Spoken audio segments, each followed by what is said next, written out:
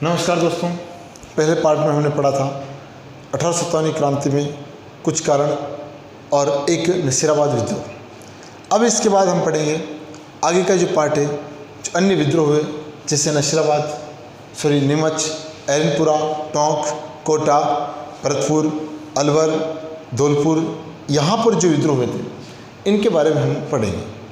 अब यहाँ पर जो विद्रोह आता है इसके बाद वो आता है आपके नीमच विद्रोह। नीमच विद्रोह में अगर देखा जाए तो सबसे पहले नीमच जो वर्तमान में मध्य प्रदेश में, ये यहाँ पर है।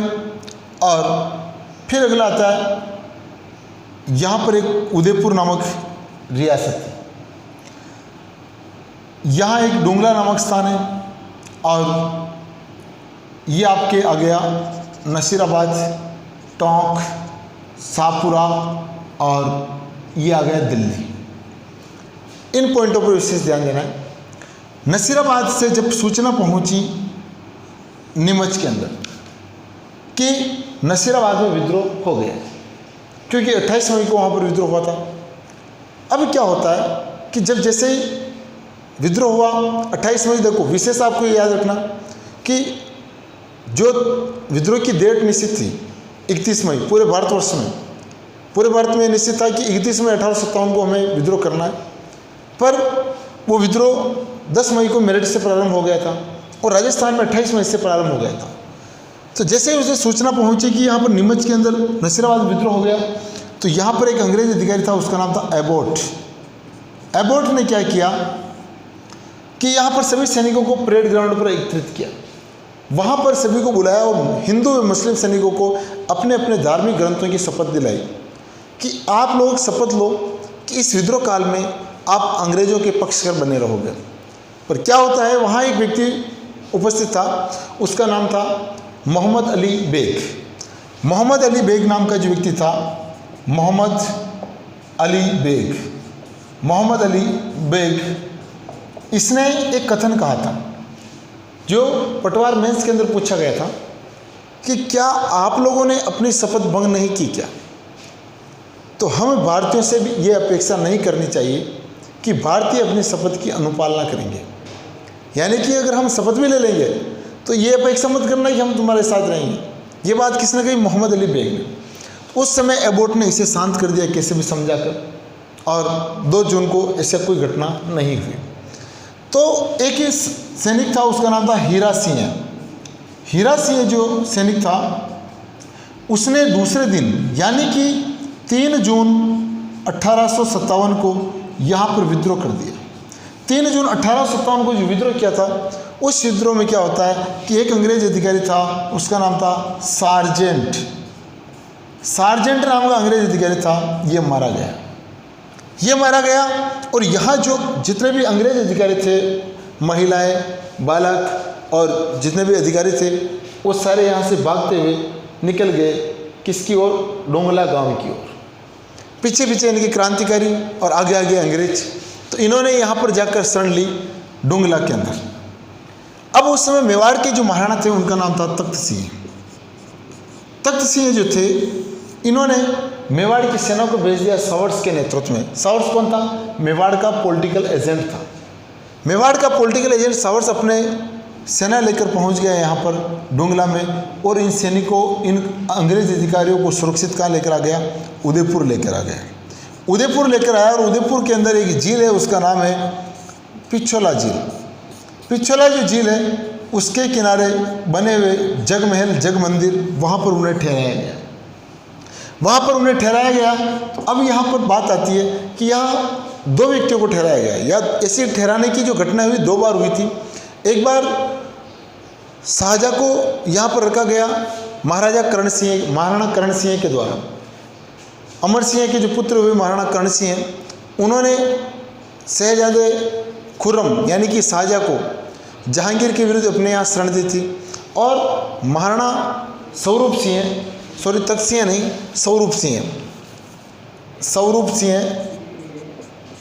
सिंह इन्होंने उदयपुर में अंग्रेजों को शरण दी थी।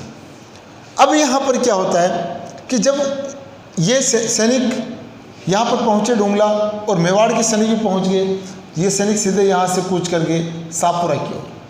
शाहपुरा के महाराजा धीराज ने इनका स्वागत किया, इन्हें रसद पानी की व्यवस्था की, पर मेवाड़ के पॉलिटिकल एजेंट के लिए अपने द्वार तक नहीं खोले। अब यहाँ से सैनिक निकले आगे और पहुँच गए टोंक। पहले विद्रोह हुआ देवली के अंदर, देवली छावनी के अंदर, फिर टोंक से होकर गुजरे। तो यहाँ पर क्या होता है कि टोंक का जो शासक था उसका नाम था वजीर उद्दौला। वजीर उद्दौला, वजीर उद्दौला जो था उसे ये अंग्रेजों का पक्ष करता, ठीक है, ये अंग्रेजों का पक्ष करता और यहाँ के जो क्रांतिकारी थे वो सारे क्रांतिकारी घटनाओं या इस क्रांति से ओतप्रोत थे। अब यहाँ पर क्या होता है कि वजीर उद्दौला का जो मामा था मीर आलम, उसके नेतृत्व में जब यहाँ पर विद्रोह हुआ तो वजीर उद्दौला ने एक सेना भेजी और उससे लड़ता हुआ मीर आलम मारा गया। तो नीमच से आई हुई सेना यहाँ से टोंक से होते हुए कहाँ चली गई? दिल्ली चली गई। अब आपको यहाँ ध्यान रखना है कि विद्रोह कब हुआ? 3 जून को हुआ। यहाँ विद्रोह जो हुआ था वो कब, अपने किसके नेतृत्व में? हीरा सिंह के। और ये किसने कहा कि क्या आप लोगों ने अपनी शपथ भंग नहीं की क्या? हम भारतीय से भी ये अपेक्षा नहीं करनी चाहिए कि भारतीय अपनी शपथ की अनुपालना करेंगे। अब इसके बाद आगे बढ़ते हैं कि यहाँ क्या होता है कि टोंक के अंदर आपको एक विशेष प्रश्न आते हैं। टोंक के अंदर एक मोहम्मद मुजीब नाम का व्यक्ति हुआ। मोहम्मद मुजीब, इसने क्या किया? एक नाटक लिखा, उसका नाम है आजमाइश नाम का जो नाटक लिखा था, इस नाटक में उसने लिखा कि टोंक विद्रोह ऐसा था जिसमें महिलाओं ने भाग लिया था। टोंक विद्रोह में महिलाओं ने भाग लिया, तो ये राजस्थान का एकमात्र ऐसा विद्रोह हो गया जिसमें महिलाओं ने भाग लिया।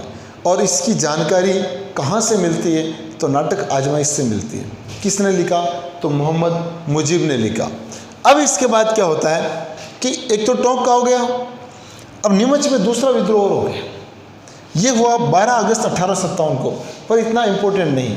ये दूसरी बार विद्रोह हुआ था, इसका दमन कर दिया गया, कोई इतनी बड़ी सफलता प्राप्त नहीं हुई। और विशेष आपको ये ध्यान रखना कि अगर आपको पूछ लिया जाए कि नीमच विद्रोह कब हुआ, तो 3 जून 1857 आपको विशेष याद रखना है।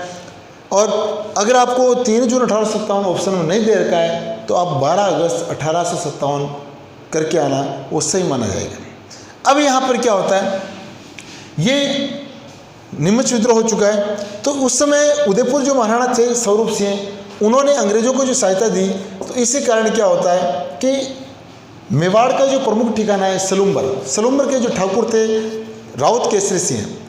दोस्तों, केसरी सिंह 2 जगह आते हैं, एक केसरी सिंह बारिठ और एक आते हैं राउत केसरी सिंह चुंडावत। केसरी सिंह चुंडावत जो थे वो थे अपने सलुम्बर के थे। और मेवाड़ के जो महाराणा जब गद्दी पर बैठते थे तो उसमें तलवार बंदाई का कार्य कौन करते थे? सलुम्बर के ठाकुर करते थे। तो अब यहाँ पर क्या होता है कि केसरी सिंह ने एक बात कही थी, एक कथन कहा था कि महाराणा 8 दिन में अंग्रेजों से आप संबंध विच्छेद कर लो, अन्यथा मैं चित्तौड़ में एक नया महाराणा घोषित कर दूंगा। ये बात किसने कही? ठाकुर केसरी सिंह ने कही। कहाँ के ठाकुर थे? तो वो थे सलुम्बर के। अब इसके बाद क्या होता है कि ये तो हो गया आपके नीमच विद्रोह, और अगला आता है एरनपुरा विद्रोह।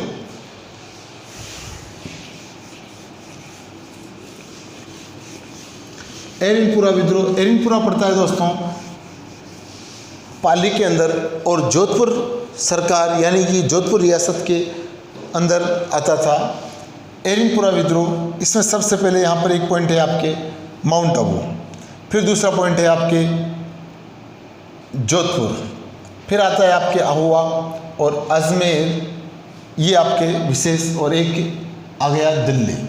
ये 5 पॉइंट पर विशेष ध्यान देना है आपको। 5 पॉइंट में क्या आता है?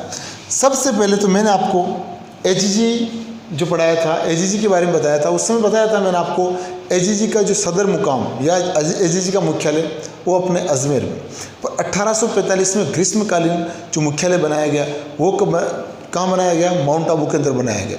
माउंट आबू के अंदर बनाया गया। तो मई महीने के अंदर जब 1857 में जो क्रांति का आगाज़ हुआ, उस समय क्या था, गर्मी थी।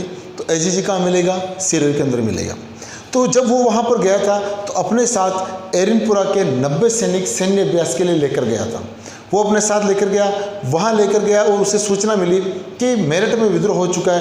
तो वो अपने जैसे कुछ सहयोगियों सहित कहाँ पहुँच गया, अजमेर। अजमेर पहुँचना इसलिए ज़रूरी था क्योंकि अगर अजमेर उनके हाथ से निकल जाएगा तो फिर बाद में उनकी वो यहाँ पर राजस्थान में शक्तिहीन हो जाएंगे। तो इसलिए उनकी शक्ति को बनाए रखने के लिए वो चाहते थे कि यहाँ पर पहुँचा जाए। तो यहाँ पर क्या होता है कि वो जितने भी सैनिक थे उनको कहाँ छोड़कर आ गया, वो माउंट आबू के अंदर। अब यहाँ के सैनिकों को जो पता लगा कि राजस्थान में लगभग बहुत सारी जगह विद्रोह की घटनाएं हो चुकी हैं, अब इन्होंने क्या किया, 21 अगस्त 1857 को 21 अगस्त 1857 को यहाँ पर इन्होंने भी क्रांति के विद्रोह का आगाज कर दिया।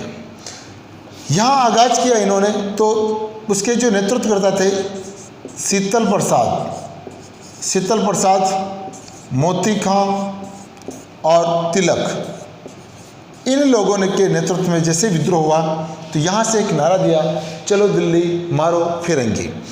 यहाँ से जैसे इन्होंने कूच किया तो जोधपुर की सेना ने के आने की सूचना मिलने के कारण इन्होंने अपना रास्ता बदलकर कहाँ पहुँच गए, आहुआ के ठाकुर कौन थे, कुशाल सिंह। कौन थे, कुशाल सिंह चंपावत। अब यहाँ पर क्या होता है कि कुशाल सिंह चंपावत और जोधपुर के महाराजा तख्त सिंह के मध्य मतभेद चल रहे थे और कुछ जो सरदार और थे जो महाराजा से असंतुष्ट थे। तो उस दौर में क्या होता है कि यहाँ पर जैसे ही सैनिक पहुँचे तो कुशाल सिंह से आग्रह किया गया कि आप इनका नेतृत्व कीजिएगा। तब क्या होता है कि कुशाल सिंह ने नेतृत्व करने से मना कर दिया कि मैं इस सेना का नेतृत्व नहीं करूँगा। तो कुछ ठिकाने ऐसे थे जो महाराजा के प्रतिद्वंदी थे, आल्यावास, आसोप, गुरल, लांबिया, बाता, राडावास, ऐसे बहुत सारे ठिकाने थे। उन ठिकानों के ठाकुरों ने कहा कि आप इस सेना का नेतृत्व कीजिएगा, हम आपको सेना उपलब्ध करवाएंगे और हम आपके साथ हैं। तो फिर क्या होता है, कुशाल सिंह ने इस सेना का नेतृत्व स्वीकार कर लिया। जब उन्होंने इस सेना का नेतृत्व स्वीकार किया तो जोधपुर से जो सेना भेजी गई वो सेना पहुंच गई आहुआ। जोधपुर की सेना में कौन कौन थे, तो ओनाड़ सिंह और एक व्यक्ति जो अंग्रेज था उसका नाम था हितकोट नाम का व्यक्ति। और ये ओनाड़ सिंह जैसे दोनों यहाँ पहुँचे तो यहाँ पर एक युद्ध हुआ था। उस युद्ध को हम कहते हैं बिथोड़ा का जो युद्ध हुआ था 8 सितंबर 1857 को हुआ। इस युद्ध में क्या होता है, ओनाड़ सिंह मारा गया और ये घायल हो गया और विजय किसकी हो गई, कुशाल सिंह की। जैसे कुशाल सिंह की विजय हुई तो अब यहाँ पर क्या होता है कि राजस्थान के जो एजीजी थे पैट्रिक लॉरेंस, उनको लगा कि यहाँ स्थिति बड़ी गंभीर है, तो वो अपनी अजमेर से अपनी सेना लेकर रवाना हो गए किसकी ओर, आहुआ की ओर, आहुआ का दमन करने के लिए। और उन्होंने जोधपुर के महाराजा को पत्र भेज दिया कि हो सके जितनी सेना आप कहाँ भेजनी है, आहुआ के अंदर भेजनी। तो या उस समय जोधपुर के जो महाराजा तख्त सिंह थे उनके वहाँ एक पॉलिटिकल एजेंट था अंग्रेज, उसका नाम था मैक मौसन। मैंने आपको पहले बताया था मैक मौसन वहाँ पर एक अंग्रेज अधिकारी था। मैक मौसन के नेतृत्व में भी सेना यहाँ पर पहुँच गई और पॉलिटिकल एजेंट एजीजी के नेतृत्व में भी सेना पहुँच गई। और इधर आहुआ के ठाकुर कुशाल सिंह भी यहाँ सेना सहित पहुँच गए। जैसे ही यहाँ पर पहुँचे तो युद्ध हुआ था, उस युद्ध को हम कहते हैं चेलावास का युद्ध। चेलावास का जो युद्ध हुआ था ये हुआ था 18 सितंबर 1857 को। 18 सितंबर 1857 को जो युद्ध हुआ था उस युद्ध में क्या होता है कि कुशाल सिंह की विजय हुई और पैट्रिक लॉरेंस जो था वो यहाँ से पराजित होकर वापस भाग गया। और यहाँ का जो पॉलिटिकल एजेंट था जोधपुर का, उसका नाम था मॉकमेसन को मारकर आहुआ ठिकाने के बाहर लटका दिया। अब इस युद्ध को हम काला व गोरों का युद्ध भी कहा जाता है। काला व गोरों का युद्ध कहा जाता है या फिर चेलावास युद्ध कहा जाता है। अब ये सारी कंडीशन होने के बाद 2 बार विजय हो गई यहाँ की सेना। तो एक ठिकाना था गुरल, वहाँ के एक ठाकुर थे, उनका नाम था शिवनाथ सिंह। शिवनाथ सिंह कुशाल सिंह के सहयोगी थे। उन्होंने कहा कि हम 2 बार विजय हो चुके हैं, क्यों नहीं हमें यहाँ से दिल्ली की ओर पलायन करना चाहिए। तो कुशाल सिंह ने इससे मना कर दिया कि हम दिल्ली की ओर नहीं जाएंगे और अपनी सेना सहित हम यहीं रहेंगे ताकि अंग्रेज़ों की सेना का हम सामना कर सकें। तो यहाँ पर क्या होता है कि शिवनाथ सिंह अपनी कुछ सेना लेकर पलायन कर गया दिल्ली की ओर। तो यहाँ पर क्या होता है कि एक बीच में स्टेट आता है हरियाणा। हरियाणा में एक जगह है, उसका नाम है नारनौल। नारनौल के अंदर एक अंग्रेज आ गया सेना लेकर, उसका नाम था गराड़, ब्रिगेडियर गराड़ उसका नाम था।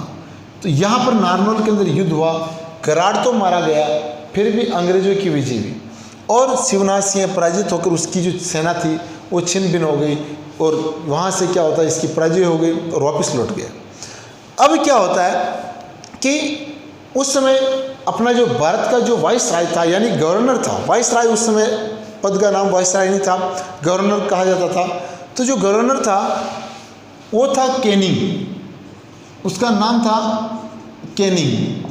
कैनिंग ने फ्रेडरिक लॉरेंस को कहा कि आज के बाद तो अजमेर से बाहर नहीं जाएगा, क्यों कि एक राजपूताना का एजीजी होते हुए भी वहाँ पराजित हो गया। तो फिर बाद में लोगों के जो मन में साइकोलॉजिकल जो डर है वो सारा खत्म हो जाएगा। तुझे केवल क्या देखना है, अजमेर की सुरक्षा देखनी है, बाकी जो सारा काम है वो मैं देखूंगा।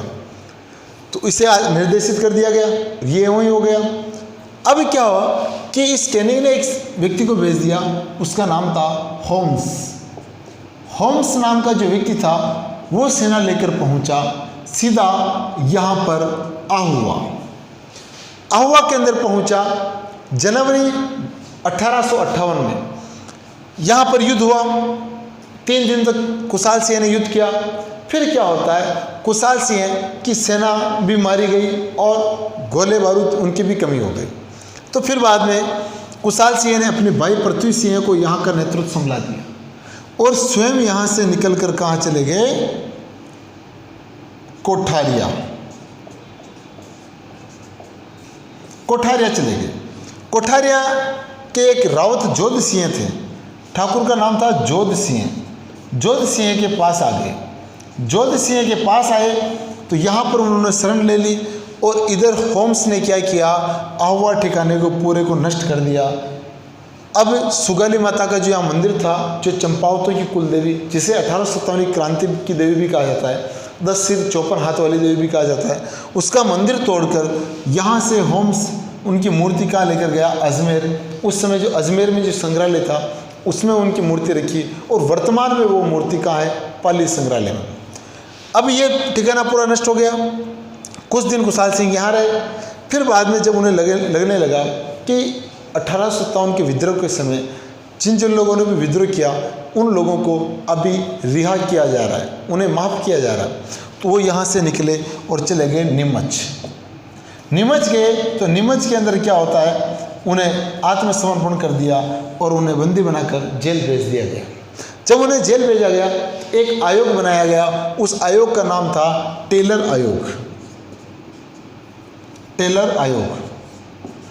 आयोग जो बनाया गया, उस आयोग की सिफारिश पर उन्हें पुनः रिहा कर दिया गया।